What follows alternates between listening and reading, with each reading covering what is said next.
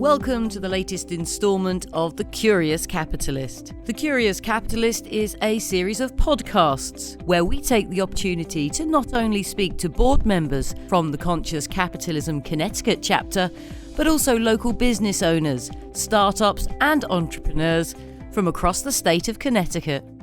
Welcome to The Curious Capitalist. On this edition, I'm joined by Joe Kenner, who is the president and CEO of Greyston Bakery. Joe, hello and welcome to The Curious Capitalist. Good morning, Claire. Thanks for having me. Oh, it's an absolute pleasure. Thank you for your time. Now, listen, we're going to get to know you a little bit, find out a little bit more about your business, how you choose to run your business, and we're going to talk about your amazing brownies, which I have had the pleasure of trying, I have to admit. But to start with, let's find out a little bit more about you. Can you tell me a little bit about how you got to this point in your career? Yeah, it's quite a circuitous route that I have taken. I joke when people ask me about that. I always say that I'm a hybrid working for a hybrid.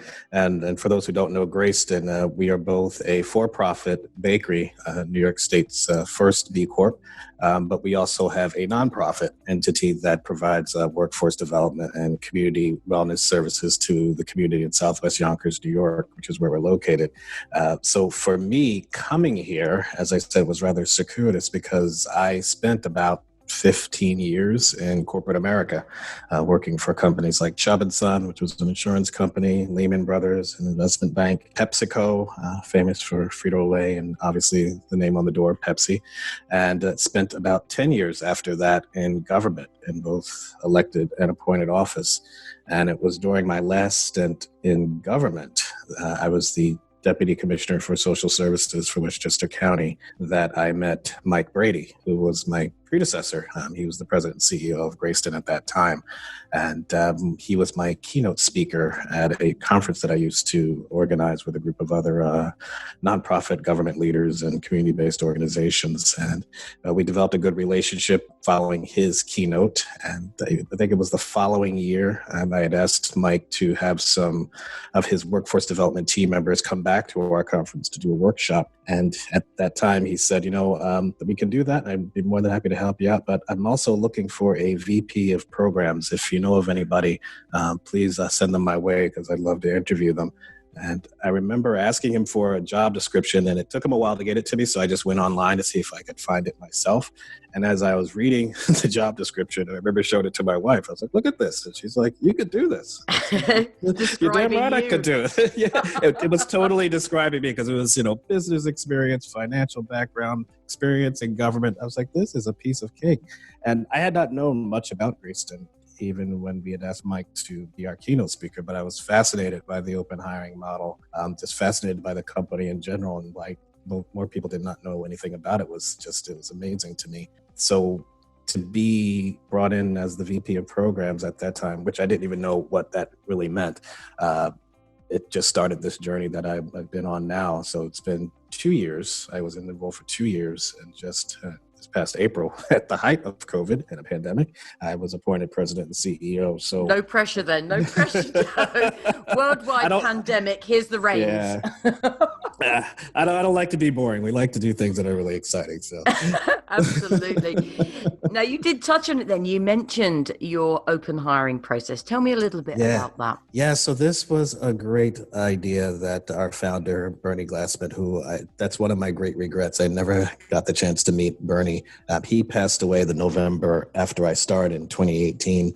And Bernie, just an amazing innovator, amazing pioneer that came up with this concept nearly 40 years ago, where he was literally, how it got started was pulling people off the streets, just to bring them into this community of Zen Buddhist folks who were for earn money for themselves. They were, baking cakes and, they were baking.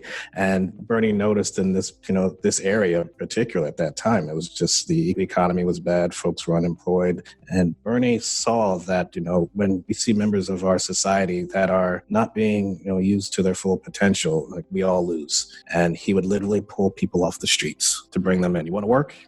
We can teach you some skills. That's Come on amazing. in and work. It's just fantastic. That's really how open hiring was born. So today, if you do want to be a baker at our bakery in Yonkers, all that's involved is you put your name on a list. And on that list, it tells you what the job entails, what's required. But all that's required of you is one, to put your name on the list. That starts the process. And, when that day comes, when you get the call and you're the next person on the list, you get the job. There's no questions asked, no background checks. We don't do interviews. Your first day of orientation is your first day on the job, your first day earning a wage. And we're very proud of that model. And, kudos to Bernie for just having that insight and that vision to start a model like this. And the idea is hopefully others will do this in the future, many more. That's what I was going to say, isn't it? I mean, it's fantastic that Bernie first created it. It's wonderful that it's carried on. But wouldn't it be even better if other companies could take up this wonderful open hire policy? I mean, it's just superb. Superb. Yeah.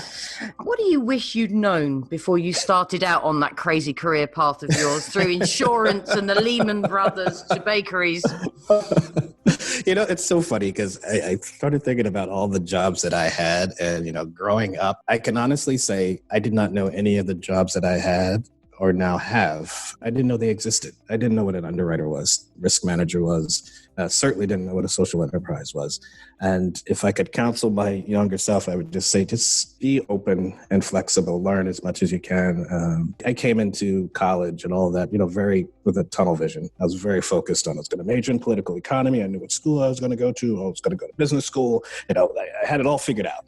I had my courses picked out from, freshman to senior year. And I just wish I'd just taken a step back and just really just learned as much as I could and not be so focused on the plan that I had or the tunnel vision that I had, but just be open to taking art history or taking more science courses and maybe traveling a little bit more than I did. I did spend a year at Oxford, but I wish I'd have done more of that through those years. But looking back, and I see that all those experiences are actually the ones that have taught me what I know now and that lent themselves greatly to the job that I now hold. So it's all as it was meant to be. Yeah, it was all that was meant to be. Yeah. I feel exactly the same. Sometimes I think, it's very easy to say, I should have, but, and I did a wonderful podcast not so long ago with a couple of women who run a company called The Boulder Company. Mm-hmm. And they're up in West Hartford and they do a lot of coaching within the workplace. And they've got a bit of an aversion to the word should because it comes across with such blame and regret and remorse. And in actual fact, I guess the routes that we take to where we end up are exactly where we're meant to be. So how did you first hear of and get involved with Conscious Capitalism, the Connecticut chapter? Yes, so Mike Brady, my predecessor, as he was leaving, he had made a connection to Glenn McDermott of the Connecticut chapter. So he connected us probably, a month or so before he left. And Glenn did a very good job of staying in touch with us. And I think it was probably about a month or so ago, he reached out to us again. And he actually paid us a visit to the bakery. He had a nice chance to meet I bet bakers. He did. Joe, I bet he did. Now, there's no great surprise that Mr. McDermott would make a field trip to a bakery, is there? I'm not saying he did it for the brownies, but, you never know. We don't judge here. It's part of our process. I do have to confess, he did bring home some goodies, some swag for me. Yeah, but he had a good time. He got a chance to meet, our human resources lead, Abby. He met one of our bakers, Lee, Sarah Marcus, who's our director for the Center for Open Hiring, which is charged with replicating the model with other corporations and businesses. So he spent a good while with us, just learning, our journey, the strategy going forward, and just, why we all enjoy doing what we do, why we all work here, and, the amazing transformation that we all get to be a part of every day. So that's how we got connected to the chapter. That's how we got connected to Glenn. And yes, he did leave, he and his video crew with few packages of brownies. He needs as a thank you. No, I certainly know that when Glenn visited you, he had a fantastic time and came back raving about not only the brownies, which is, he enjoyed watching me eat with great delight to see my reaction because they are quite stunning, but also about the things that he learned there about how the business is being run. Certainly the open hire policy has really sort of captured all of our imagination, and I just think that is just superb. So thinking about the tenets of conscious capitalism, what does it mean to you that your company has a higher purpose? What would you say it is, and what language would you use to describe it? Mm-hmm. And I probably asked the question a different way, and you'll see what I mean in a second. What would it mean if Greyston wasn't here in Southwest Yonkers? What would it mean if over the last 40 years we have not given out, the opportunity access to employment to literally hundreds of thousands of folks in this area? How much annualized income would be lost just from the bakers that we hired, and the money multiplier of having those folks working and taking care of their families and putting those dollars back into the community? At our nonprofit, of the jobs, all the folks that we've trained and placed into jobs, all of that would have been lost had not Greyston been here. So it goes back to what conscious capitalism is all about, and how do we use our businesses as a force for good, that focusing on impact or whatever your social goals are is not done at the expense of profit. It's done with profit in mind. And how do we make the investments in the community that says, we're proud to be here, we're proud to be a part of it, we're proud to contribute to the elevation of the community in which we operate. If you go back to Bernie, it was all about innovation and transformation for him. He wanted to find out. He was a problem solver, like any business person, any CEO is.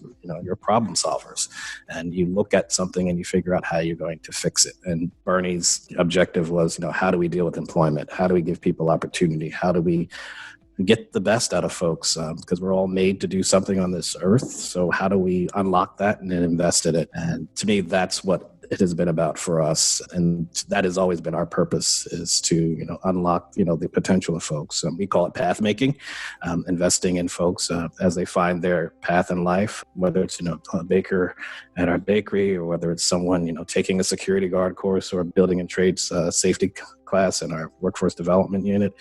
We're helping folks find their path. We're helping folks get started, and we're putting them on a path of, thriving in their job, thriving at home, thriving in their society, in their community. That's what it's been about for us.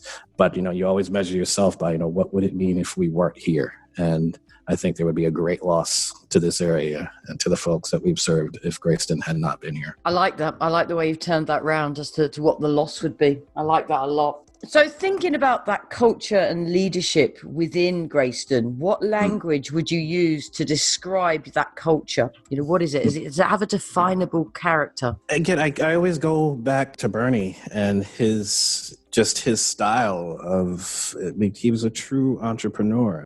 If you look at our history, we had the bakery, but we also had a childcare center. We also had low-income housing. Bernie was always looking for, how do I solve the problem? Okay, my bakers are having a hard time getting to work because they have childcare. All right, we get a childcare center.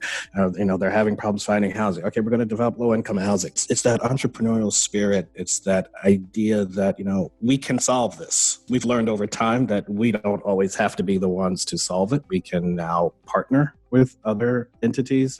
We not recently, but probably within the last 2 to 3 years, divested of the child care center. We divested of real estate, and that's a process where we continue to go through so that we can focus on what we do well, which is, employment, workforce development, this, radical idea of inclusive hiring and open hiring. That is our bailiwick, that is our strength, and that's what we want to focus on. But that's entrepreneurial at the same time, because it's always about reinventing, and it's always about, solving the problems in a different way. So not doing the child care, but having other entities that are very good at childcare, and that is their expertise in childcare, and partner with those entities to meet the same need that we met back in the early years. Same with housing, partnering with the companies that are very good at affordable housing and providing that resource.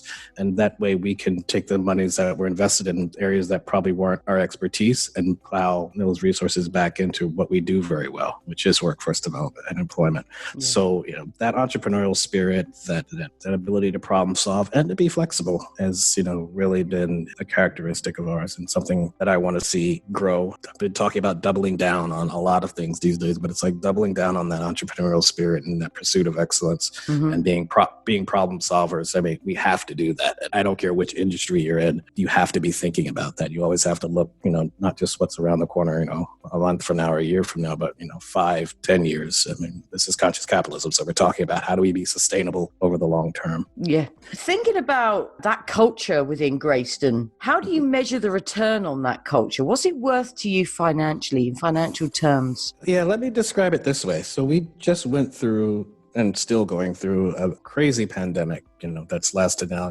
4 months or so. We were deemed an essential business throughout this crisis. So the bakery continued to run. People continued to come to work.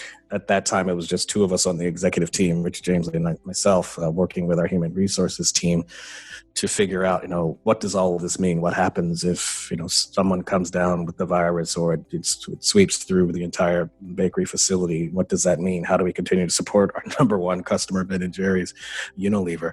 And we did it with a team that was previously deemed unemployable, and now they're essential. But not only that, because of this pandemic, because we're part of Ben & Jerry Unilever's global supply chain, folks were staying home, folks were snacking, and folks were eating a lot of Ben & Jerry's ice cream and ordering our brownies. And the team that was once unemployable, that's now essential, was meeting that demand. Absolutely. I'm laughing because that's exactly what happened. The Ben & Jerry's came out. I was eating your brownies as well.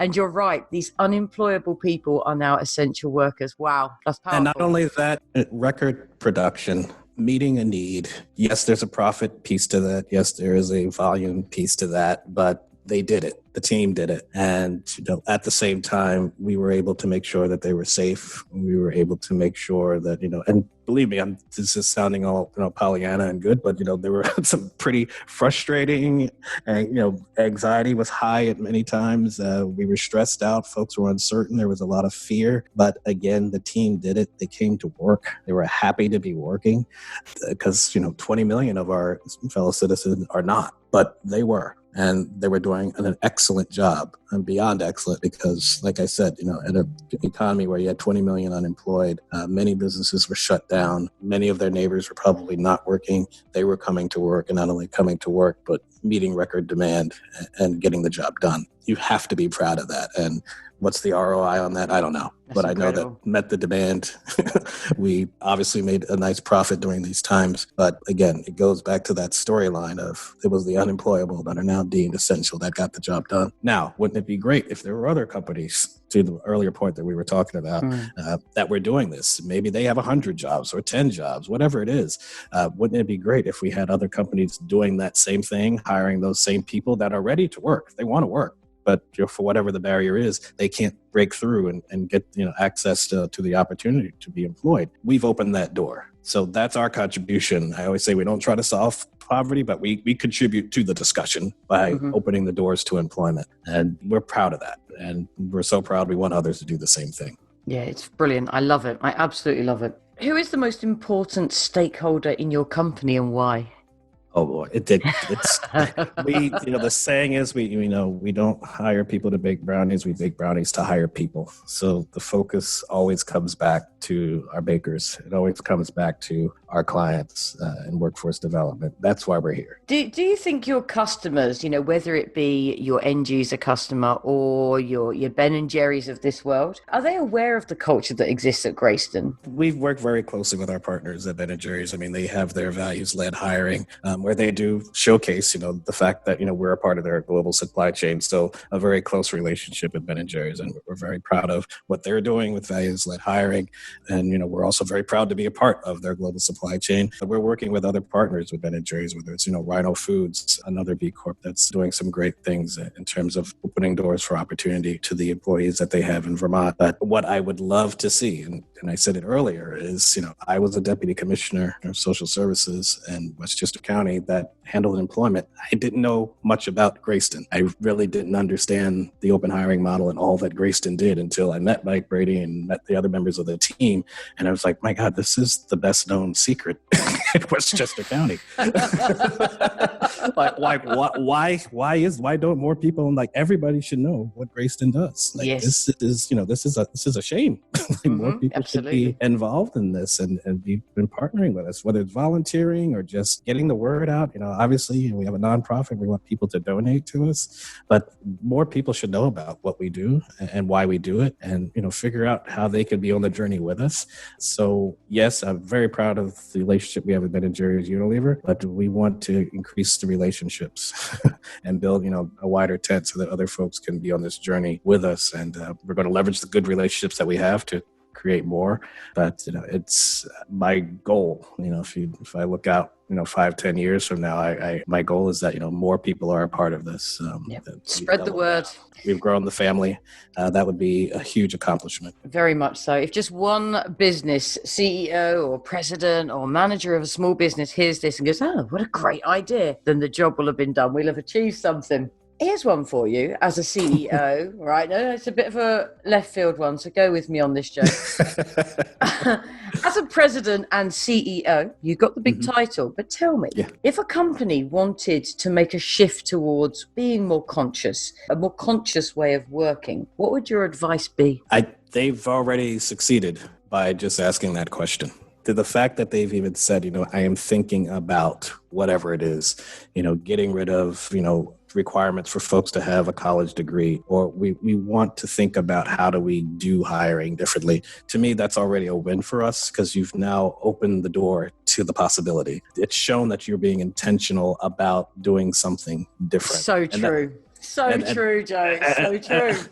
And we call that the mind shift. And that's it, because you really do need to have a mind shift. The human resources field, there is a tradition of interviews. There's a tradition of your resume. And for some jobs, that may be correct. I use the example, I'm not asking JP Morgan Chase to make their entire private client division open hiring, but maybe it's your front desk person, or if you're a manufacturer, maybe it's your distribution center. Oh, fantastic. It's just brilliant.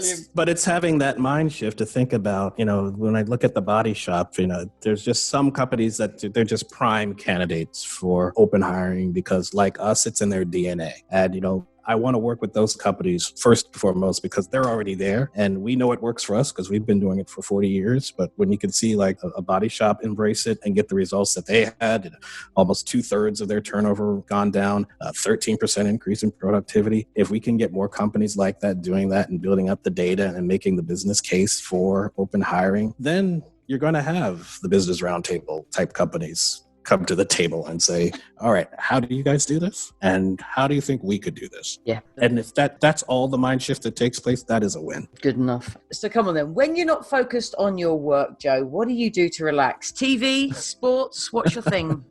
If it wasn't for the pandemic, like my wife was from Brazil, we would have been in Brazil probably in the March, April time frame. Man. So we like to travel. Yes. And for me, for both of us, really, I hear you. Vacation involves a passport. So you have to leave. You have to leave. That is music to my ears. We are a family who loves to travel. And all I keep hearing is everything's cancelled. We've returned to like 2-year-old whining toddlers. We are we don't want to go anywhere. So it's like, because we were thinking maybe we'll just go somewhere within the States, but where do we go? And I don't want to get on a plane. It's like, oh my God. So sorry, I'm stealing. Vacation needs a passport is now going to be my mantra. That'll be the title of the podcast. It will. Vacations need a passport. Nothing else counts. It's not a vacation if you don't use it. But in this COVID world, travel is out. So the other thing I like to do, and I do this when I travel too, I love to read. I'm a YouTube podcast junkie. So that's how I unwind and kind of disconnect from everything around me.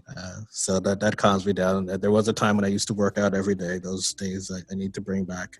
I do enjoy it. And those days I need to bring back. You and me both. I'm going with the angle at the moment, Joe, that how safe is it at the gym? I've actually used that as an excuse. I know that's it. That's a good one. Yeah, they've taped off every other treadmill, but how safe can it be? That's why I haven't been in 2 years. That's just too funny. So talk to me about the podcast you like to listen to. What do you like to listen to in your spare time? Spare time means riding to work because I have a 3-year-old. So, the podcast I usually like to listen to in the morning, Alan Murray of Fortune Magazine, he has one of Leadership Next, which is a very good podcast. Carla Harris of Morgan Stanley has one called Opportunity and Access that I love to listen to. And Craig Rochelle of Global Leadership Summit. I enjoy listening to those. So you can see the nerdy side of me. It's like all kinds I was going to say, you're a geek. You're a geek, aren't you? There's no escaping it. No escaping it. Okay. If you could have dinner with anybody in history, they can be alive or dead, who would you choose and what question would you ask them? Oh boy, can I do a dinner series? Because there's a lot of people I need to talk to. You can have three. You can have a 3-course dinner meal. Go for it. I think first I enjoy, and I listen to a lot of different folks, so I try to keep an open mind about things. So I love Robert George and Cornel West of Princeton. They're both philosophy folks. I admire them both. Robert's from the right, Cornel is from the far left. But I love how they look at, and examine life and how the political discourse, or just discourse in general, has deteriorated. And we're not thinking anymore. So I would love to get their thoughts on just how we unpack just where we are in society with the whole social unrest and how we're really talking past each other, whether it's in government or in general. We're in this 140 character conversation environment, which to me is not conversation. It's just, entertainment. But I would just love to sit down with them and just talk through how do we solve the problem of the current situation that we're in. My other group would be CEOs that I admire. My former CEO, Indra Nooyi, PepsiCo, Jamie Dimon, JP Morgan Chase, Ken Langone. I just read his book, I Love Capitalism. I would love to just sit down with those guys and just talk about how can business solve some of the problems that society is struggling with. And you called me a nerd before.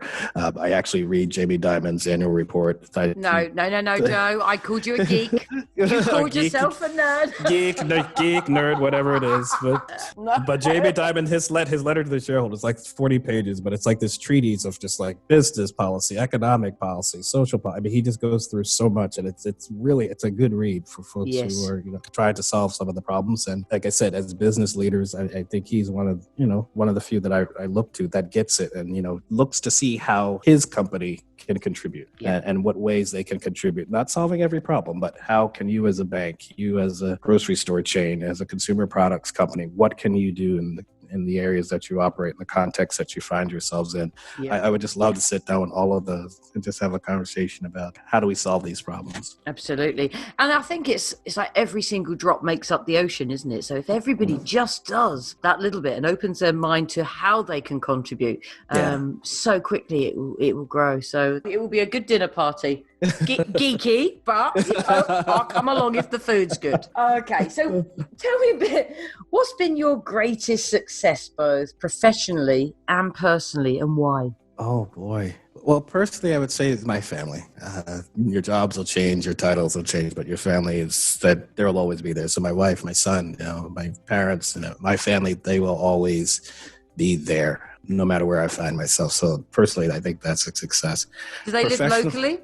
Pretty much. My parents are in New Jersey, but the family is all over. In terms of my wife's family, they're in Brazil. But again, no matter where you find yourself, they're still your family. Absolutely. So I would say that's a success personally. Professionally, I'm still on the journey. I love where I am now. Folks who know me, they always say Greyston is perfect for you, just given my background and just the journey that I've been on. Success, I could say that, we have a new board. I have a new executive team. That's the first step. Now it's time to get to work. So I'm not going to declare victory just yet. I'm going to, this part of the battle is finished in terms of building out a board and a team. And I give kudos to my executive team that was here with Rich Jamesley, who's going to continue to be on the team. But we have new members joining, but we now have new board members as well. So I give kudos to my board chairs on the foundation and the bakery for helping me reshape our board. So we are now positioned to really make some great strides in terms of doubling down on seeing the open hiring model replicated, seeing our workforce development programming expanded, and again, going back to telling that story so that that we're not the best known secret. That's the next step in the journey. Yes. So when we get there, I'll declare victory. Absolutely, and we should say that you and your board have actually managed to date, successfully navigate a worldwide pandemic as well. So kudos to you. Well done. It's not easy. It's just not easy to maintain. And there was no playbook for any of this, which we all have to acknowledge that, again, the kudos to the team that made it through all of this, and we didn't have something to refer to. We were literally making decisions day by day, and literally meeting like every morning, 9:30. We all get on a call and just talk about what happened the day before, what's happening today, how we're going to solve the problems, and we made it through. It's kind of been quite interesting in a way. I think that for me, I can see more inspiration, and people, hate to use the term thinking outside the box, but more and more people are being inspirational about how they're approaching their work. And the pandemic's created that. Some really good things, bizarrely, have come out of it. And particularly for many people working from home, their work-life balance is changing, and they're seeing the value in that family, and just so much more than spending 10, 12 hours a day traveling to work and then returning. And it's been interesting trying to pull out the gems during this pandemic. But and I would say COVID's kind of exposed that. I mean, it did rip the Band-Aid off of the things that have been percolating for decades. Whether it's the social unrest that we find ourselves in regards to race, but you're seeing healthcare. People are looking at employment differently. Companies are now taking a more holistic approach to how do I manage my people? How can I make sure that they're safe? How can I make sure that they have the right training? Those are all things that they were forced to make, and you know what? That's a good thing. I mean, it should be. That's just good business practice to think about. How am I meeting my customers' demand? How am I taking care of my employees? You should just be asking those questions anyway. But now, what COVID has done is it really forced us to be innovative. There's some big conversations are being had, like you said, not only around the race issue, but around our work environment, how we work, where we work. I think some really good conversations are coming from this that needed to happen as well. So Absolutely. I always look for the glass is half full in this case, not half empty. Exactly. Especially at a heat wave. It needs to be full. Oh, yeah, definitely. With brownies. Yeah. So to wrap up then, come on, tell me a little bit about your plans, not just professionally, but also personally as well. What do you think Greyston and indeed Joe is going to be up to for the next 5, maybe 10 years? Continuing to do, we've been off to a great start. We've been on Squawk Box, we've been on Yahoo Finance, and just telling our story and seeing so many companies. We now have about 30 companies interested in open hiring and learning more about it. We did a Open Hiring 101 cyber seminar last week, and 100 folks were on that call. So we want to continue to see this. We're not going to rest until more and more companies adopt open hiring and embrace more inclusive hiring practices. So that is always going to be a part of the strategy, but it's really doubling down on our impact here in Southwest Yonkers is my goal, to see more people trained, to see more people get certifications that are nationally recognized, see them placed into jobs. Last 2 years, we've, generated about, if you look at it on an annualized basis, 5 million in income of folks that have been placed in jobs at an average wage that was 25% above the New York State minimum wage. We want to see more of that continue. Again, when we're working in an environment that's 17% unemployment and in an environment that was already struggling during the longest economic boom of our time. So our folks have always been struggling, and we want to have an impact on that. We want to change that and reverse that. And we believe you do that one job at a time. So that is what we will continue to be focused on and make those investments. And, at the same time, make sure we're taking care of our people, which we're taking care of. I did mention it. We instituted a temporary wage of $2 during the pandemic for the folks that came to work every day and worked that day. So they got a $2, extra bump in their wage for working. So it's really, it's simple, business 101, econ 101. Take care of your employees, take care of your, give your customers and your clients a good product or service, treat your vendors fairly, and you'll do well as a company. Very much so. Very much so. What about personally? I'm still working on that vacation and passports. That's what's going to I'm going to keep that top of mind. I'm just waiting for that moment. So I can certainly see travel being quite high on the agenda when you're allowed to fly. If you call here and I'm not answering, you know what happened. It's like, he's gone. He's gone. He found a flight. Exactly. Listen, Joe, it's been an absolute privilege to have a chat today.